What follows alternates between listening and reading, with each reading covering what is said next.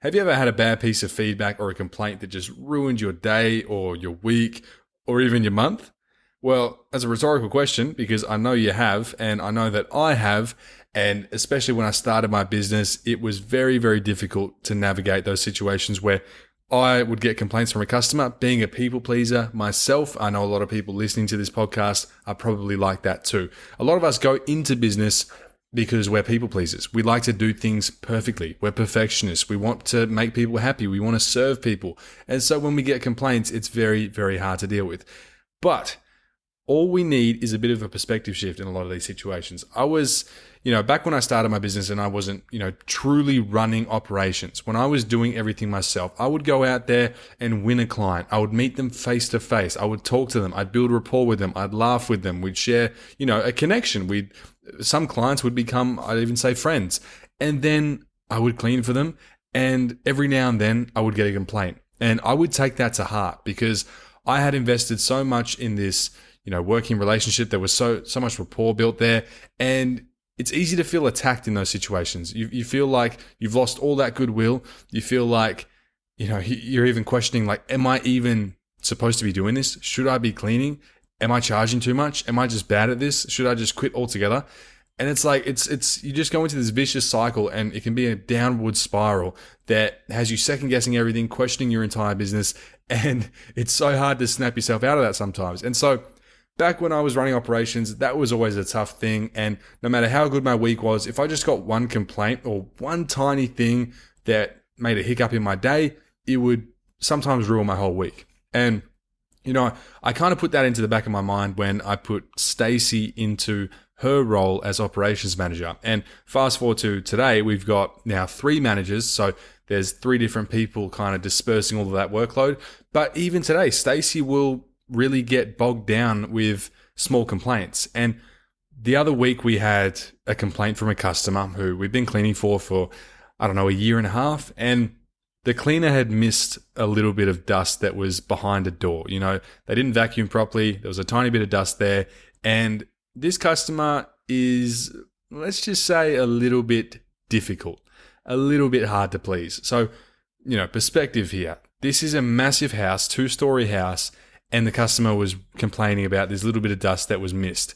Now, in the grand scheme of things, that's not anything crazy. We haven't missed a whole bin that was empty and she's gotten home and it's like stinking, and it's just a little bit of dust behind a door. But because she's a bit of a difficult customer, which you're going to get these customers that are a little bit hard to please, and they might be a bit neurotic or whatever, and so they kind of blow it out of proportion. And Stacey felt attacked by that because the messaging in the email was a little bit passive aggressive. And so Stacey really stewed on that for a couple of days. And she called me and she was really frustrated about it and upset because she is a people pleaser, which is why she's, so great in her role as I am. I'm a people pleaser. She's a people pleaser. So is our new assistant manager. It's just a kind of a curse of, being in business and doing these sort of things and being in leadership. So anyway, that got her really upset. And I said, hang on a minute. Why are you still getting upset over tiny, tiny complaints like this? And she's like, I try so hard to please everyone, and it's so hard because I just can't do it. I'm like, hang on a second. We do 250 to 300 cleans a week. We're doing 200 to 300 cleans a week, and you got one complaint, and you're letting this ruin your week. Okay, 1 out of 200 cleans is 0.5%. Okay, let's put it into that perspective. 0.5% complaint rate, right? That's crazy. Would you get bogged down, and would you let 0.5% ruin your week? If your stock portfolio goes down 0.5%, you don't even notice it. If it goes up 0.5%, you don't really notice it. You don't care. So it's like if it went the other way, if we had 0.5% more reviews over a period of months, would you be as emotionally invested in that? Would you be over the moon about that, over a 0.5% increase? And it's like, well, probably not. You wouldn't even notice it. And so we notice it when it's on the other end of the spectrum, when it's negative. We have this kind of negativity bias when it comes to not even just business, but everything we do in life. It's just the negative always overshadows and outweighs the positive. And as a business grows, do you think this problem goes away? Do you think that as you get better at running the business, as you get better at doing the thing over time, do you think you'll get less complaints? No, you get more because you do more volume. If you get more clients, you're going to get more complaints. It's just the law of averages, and that's how the numbers work. And so you can't let it affect you. It's like, that's why a lot of high level entrepreneurs, they do gratitude every morning. They do these gratitude routines and rituals every morning. It's because they don't want to let the negativity seep into their consciousness and their subconsciousness, because it can really ruin your operations. It can ruin your day. It can ruin your week, because it has this downstream effect. If your leadership is affected negatively by negative feedback and circumstances and situations and things that are going on in the business, it's going to have a downstream effect on the rest of your team. You're going to be communicating differently. You're going to be showing up to quotes differently. You're going to be showing up to team meetings differently. And that's why it's so important that you break out of this vicious cycle and move into a virtuous one. And the same exact thing, just phrased a little bit differently, can carry such a different meaning. So, for example, in this case, a 0.5% complaint rate can be flipped into a 99.5% satisfaction rate. Very, very different meanings, but it's the exact same thing we're talking about. If you look at it through that lens, then all of a sudden it becomes an amazing thing. All of a sudden everything's great. Oh, we have a 99.5% satisfaction rate.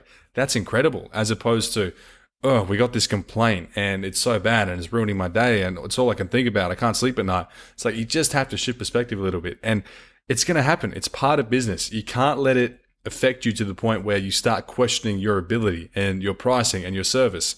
Because I think, honestly, that's one of the biggest killers I see of people's businesses. It's what I see amongst all the forums and all the chatter that I see online, and TikTok comments and all the Instagram comments and DMs I get and all this sort of stuff. It's the people that will have one small negative, insignificant experience that they've blown out of proportion because it sticks out like a sore thumb in their day-to-day routine. And it's because they have that negativity bias, and it gets to the point where they'll question something like their price. And so they'll drive their price down because they think that they're not good enough and they're not worthy to be charging the prices that they're charging, and that's why they're getting complaints. And now they're back in a vicious cycle of charging low prices, not being fulfilled in the work they're doing because they're not getting adequately paid for it. And they can't do good work because they're not charging enough, so they can't buy the right equipment. They can't adequately cover their travel. They can't cover their expenses, and they're not doing good work as a result. Okay, and they can't reinvest the proper money back into their business and their resources and people.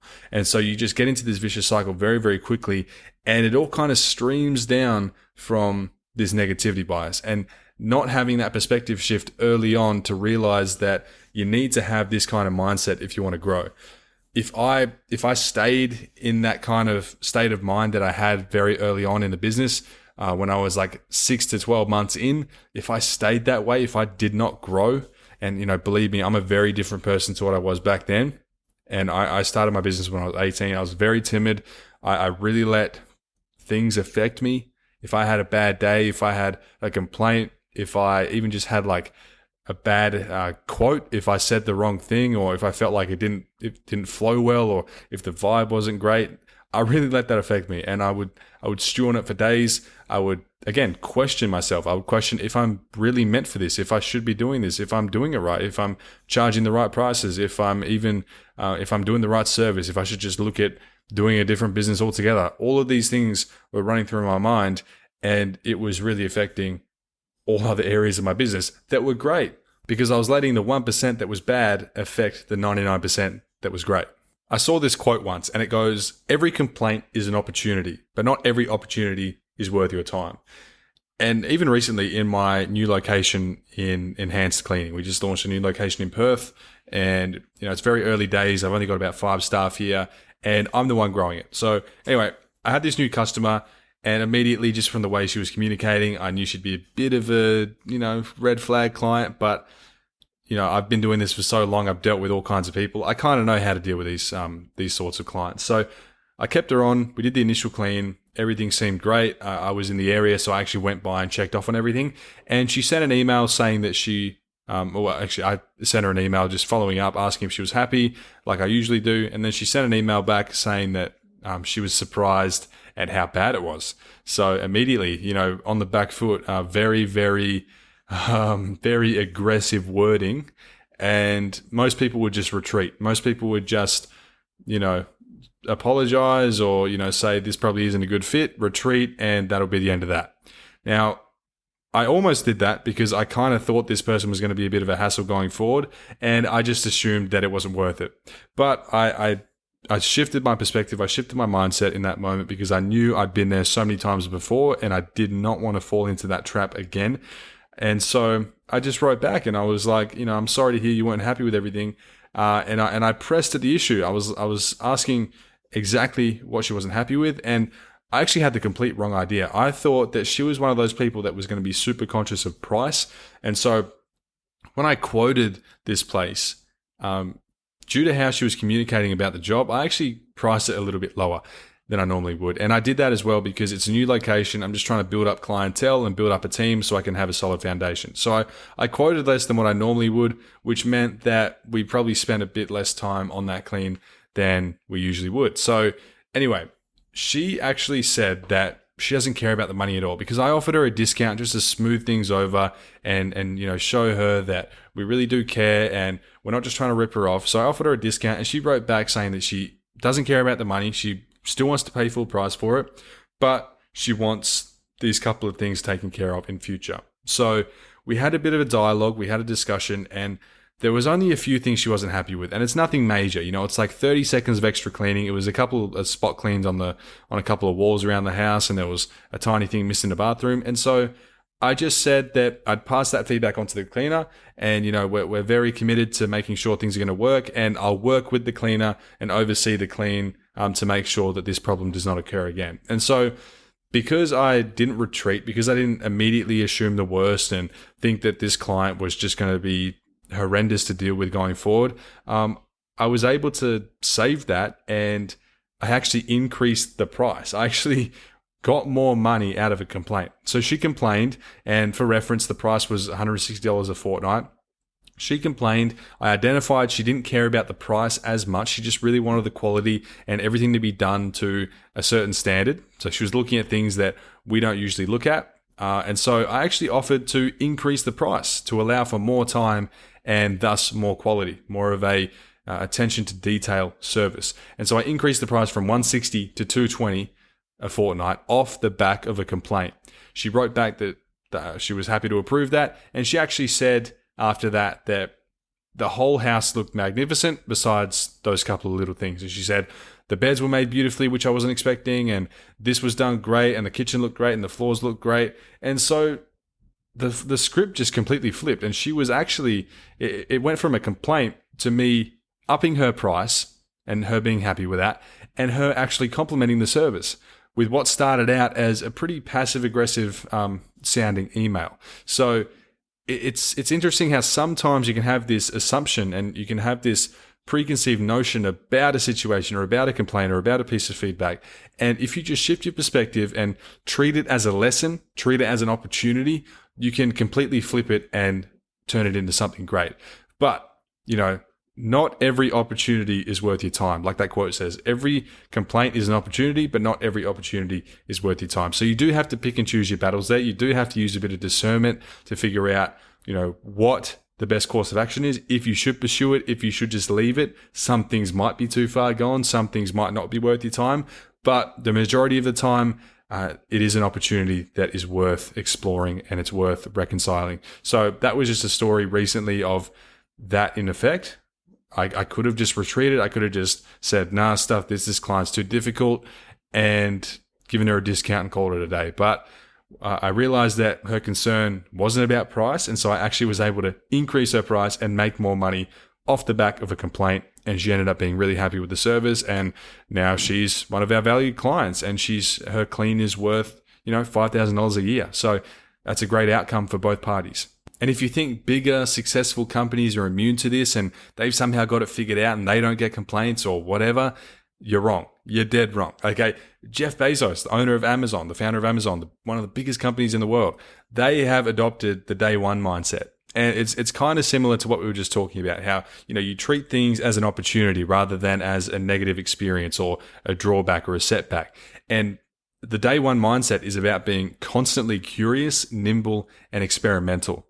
Okay, it means being brave enough to fail. If it means that by applying lessons learned, we can better surprise and delight customers in the future, which I think is a great concept. I think it's a great doctrine, and we can really take that and apply it to a cleaning business, just like how we spoke about. So, Amazon, you can imagine how many complaints they get. They're one of the biggest companies in the world. They're the best at what they do. They deliver a great customer experience, but they would still get a billion times more complaints than what you do. So there's nothing to worry about there. It's just a part of business, and the perspective is what matters. The mindset shift is what really will turn the tables for you. And it's also why gratitude matters so much. You need to take time to celebrate small wins, because if you don't do that, people are so bad at congratulating themselves. They're so bad at just appreciating how far they've come and the success they've achieved, no matter how big or small it is, that when it comes to this negativity and something bad happens, it overwhelms them. It's like, no matter how big or small a win is, it should be celebrated. If you get your first client, you celebrate that. If you get your second one, you celebrate it as much as the first one. If you lose a client, it shouldn't affect you that much. Instead of looking at it like, oh, I lost 10% of my clients this month, you just look at it as being like, oh, I retained 90% of my customers this month. Or if you lost one customer, instead of being hung up on that one customer, you think about it as if, oh, I retained 98% of my customers this month. That's a great outcome. So again, it's just a perspective shift, but also you have to practice gratitude. It's why a lot of successful entrepreneurs do it, and why you should be doing it as well. And so you can do a couple of things here. You can have a daily and a weekly reflection. So you can just ask yourself at the end of each day, what went well today? Or at the end of the week, what went well this week?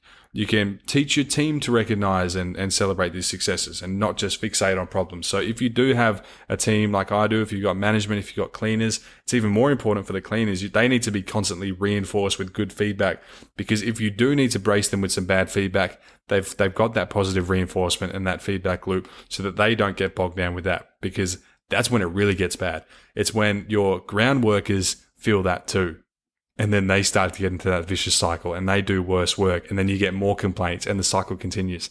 And so you can also systemize feedback collection. So you can get more and more happy clients to leave good reviews, which will overwhelm and overpower any negativity that comes. If you got 100 5-star reviews and you get one 1-star review, it's not going to matter too much. Whereas if you have 5 and you get hit with that one 1-star review, all of a sudden 20% of your reviews are negative. It's also important that we have a bit of pattern recognition here, because the 80-20 rule applies to this as well. Like 80% of your complaints will come from about 20% of your customers. You can't let them dictate your mindset. And so you need to also recognize the difference between a one-off issue and a systematic problem. So like a cleaner running late versus chronic lateness across the team, or one person not getting their timesheets right versus the whole team getting their timesheets wrong and clocking their travel wrong, or one unhappy customer versus several customers complaining about the same thing. It's the difference between a one-off problem or an issue and a systematic problem. And you can set up a simple framework to handle complaints easily if you just have like a little step-by-step system. So, step 1 could be you acknowledge it, you don't try to fight it, you don't try to push back on it, and then you can fix it. This is pretty necessary. If you get a complaint, you fix it. If someone, no matter how small the complaint is, if they complain about some dust, you make sure it's fixed the next time. And so that complaint has been laid to rest and it won't happen again. Number 3, you can document it in case it comes up again, in case there's patterns. And then if it happens 2-3 more times, you can be like, oh, that's a pattern. That's something I need to nip in the bud now. And then number 4, you move on. You don't dwell on it. You don't let it rot and just sit there in your subconscious and affect anything else in your business. You don't want to wake up with it tomorrow. You want to fix it then and there, document it, and make sure it's put to rest, and then you move on. You don't think about it ever again. And it's important as well. Like I said, you don't want to let one complaint make you rethink your whole business, rethink your pricing model, rethink your servicing, rethink your whole customer outreach system. You don't want to overcompensate. You don't want to change your whole business model over one complaint. And sometimes it's not that cut and dry. Not every opportunity is worth exploring, like we talked about. Sometimes you just need to know that it's not your ideal client, and you have to move on from that and let the bad clients go to make more room for better clients. But the problem is if you have that mindset for everyone. So there is a bit of discernment there. You do have to take liberties, and Sometimes you might make the wrong decision, but again, you can't let that get you down. Not every outcome is going to be favorable. That's just life. That's just business. That's just how it goes. And remember, it's so easy to get stuck in a vicious cycle where you get stuck in negativity, which drains your energy, it drains your morale, and therefore your productivity. And it'll have a domino effect. It'll have that downstream effect where the leadership, i.e. you, can stress out over small problems, and employees will start to as well, which is why if you have employees, if you have a team, no matter what's going on in your business or in your life, you have to show up to team meetings, to training days, to cleans with them with a smile on your face, like everything's great. Because if you don't have that energy, if you walk into the room with a depressing energy, with an energy that's going to suck the life out of someone else, it's going to do that. And then they're going to carry that weight with them. And it's going to have an even worse effect than just you, because the business is bigger than just you if it isn't just you, if you know what I mean. So a lot of you listening to this are probably solo right now, but you can keep this with you for when you have staff, because I'm guessing if you're listening to this podcast, you probably want to grow your business and maybe not just have you doing the cleaning yourself forever, because why would you want to do that? That's crazy. Anyway, purge any and all negativity out of your system in a small time period. So again, like we talked about with, that framework to handle complaints, you can acknowledge it, you fix it, you document it, you move on. You can have that happen in a 24-hour window so that, after 24 hours, this complaint is well and truly put to bed. It will not prop up again, and it's out of sight, out of mind. So in closing, I think awareness is kind of the underlying topic here. You just need to be able to recognize when your brain is playing tricks on you, or when your brain is focusing on negativity when it should be focusing on the positive. And so surrounding yourself with positive reinforcement like reviews and client feedback and success stories within your team, and even just little small day-to-day wins, is a great way to lift up that morale and have more gratitude. So creating a wins board is great as well to track achievements and keep that perspective. So if you can just have a physical whiteboard, or even just a little like a Figma thing. A Figma is this software you can use online, and you can have basically a virtual whiteboard. If you do something like that, and you can just pin all of your little wins or your big wins as well, and you just have that, and you can look at that every day. It can be positioned above your laptop or your computer where you do your admin work, and that can just be a constant reminder of all of the good that comes from your business, because otherwise you're going to be focusing on the bad, and that isn't good. And remember, it's all about the perspective. If we break down Stacey's situation, she does 250 cleans a week, 249 of those are amazing, and she gets one complaint, and it really upsets her. So that's a 0.5% issue, which is objectively amazing. If we just flip the script and, we look at industry benchmarks or industry norms, most businesses would kill for a 99.5% satisfaction rate. So instead of saying we had a complaint, say 99.5% of our clients are happy. Instead of we lost a client this month, you say we retained 98% this month. And in addition to tracking positive feedback and positive reinforcement, it's also good to look at the positive metrics in your business, like financial indicators, like profit and loss reports and gross profit indicators for every week. We have some of these inside Booked Out Cleaners. I've shared some template spreadsheets in there. There's also plenty online that you can just Google for free. It's good to track all the good metrics in your business, like how much money you're making, how many cleans you do without a complaint or with positive feedback. You can set up little spreadsheets like this that, again, will just overpower any sort of negativity that comes your way. And just set some more realistic expectations for yourself. If you're a perfectionist like I am, and like a lot of people are in business, you just have to realize that perfection doesn't exist. Only improvement does. So that's a big expectation that you should have for yourself. Instead of trying to strive for perfection, that's just going to drive you insane. I've been there. I don't want to go back there. And also teach your team to see the bigger picture. If you have one, you can even just teach yourself to see the bigger picture, so they don't stress over minor issues. And also so that if they do get complaints, or if you do get complaints, you have the full context. You have the bigger picture in mind. So you know that, this is just one complaint out of 100 cleans I've done. It's not that significant. That being said, though, you still want to reinforce the importance of it so that they take it on board, that they make sure it doesn't happen again, and that they improve every day. They have that 1% better every day, which is actually one of our core values in enhanced cleaning. One of our core values is be better than yesterday. Just make those small 1% improvements every day. Anything that happened yesterday, If it's a learning experience, we take it as one and we take it on board for tomorrow. So yeah, that's the message for today. Business is a tough game, but it's a game that rewards resilience and relentlessness and consistency. So a big part of that is just having that mindset shift. You're going to have a lot of beliefs that are going to need to be broken about yourself and about business and about how everything works. For me, it was a lot to do with perfection and just people pleasing. I just had to let go of that whole concept because it was just, it's not feasible at all. You're not going to grow a business on the back of perfection. It's a great thing to strive for, but in reality, it's a bit of a trap. So one thing you need to come to terms with in business, in your journey, is that the person you were when you started your business, or if you haven't started your business yet, the person you are now is not the person you're going to become. It's not the business that you need to be in order to succeed. So if you want to succeed, you have to get comfortable with shedding your skin, with assuming a new identity, because we aren't human beings. We are human becomings. Someone said that to me a while ago. They said, we're not human beings. We're not just here. We're not born a certain way. We're not supposed to be confined to a certain set of values, characteristics, or whatever.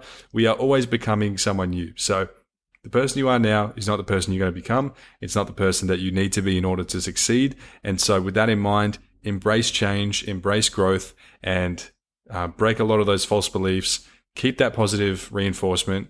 Have that perspective shift. Have that mindset shift. And you'll see a lot of the fruits start to come your way. And I think above all, that is probably one of the biggest trials that this game of life and this game of business will throw at you. It's your ability to handle negativity and not only take it on board, but moderate it and manage it well. And with that being said, I'm no better than anyone else listening to this. I've still got a long way to go. I'm still improving that 1% every day, just trying to be a little bit better than yesterday. And I think at the end of the day, that's really all that matters. As long as you're making some sort of improvement, even if it's not visible. If you go to the gym and you lift a bunch of weights, are you going to improve physically in one day? No, you're not going to look any different the next day, but you are improving. You're building the neurological pathways. Your muscle fibers are breaking down and they're rebuilding themselves. You're not going to see it, but there is progress there, and progress is better to strive for than perfection, because perfection doesn't exist. So there you go. That's the word for today. Don't let any negativity live rent-free in your head. Expel it as soon as possible, but don't just forget about it. Learn from it and just be better. That's simple, hey? So yeah, I hope you enjoyed that episode. If you did, I would really appreciate if you could leave a 5-star rating on whatever podcast platform you're listening to this on. It'll help more people just like you find this podcast so they can learn and grow and smash goals alongside us. And if you don't leave a rating, that's okay. That's completely fine. I'll just show up at your house during the night and pour bleach down your eye sockets until they burn and fall out. No, I'm just kidding. Obviously, I would never use bleach. That's doesn't do anything, doesn't kill mold, blah, blah, blah, whatever. Anyway, hope you have a beautiful rest of your day, evening, whatever, and a week as well. You have a great week, and I hope you smash more goals and don't let the bad thoughts creep in. Focus on the good, focus on the positive, and look ahead. All right, I'll see you again next time.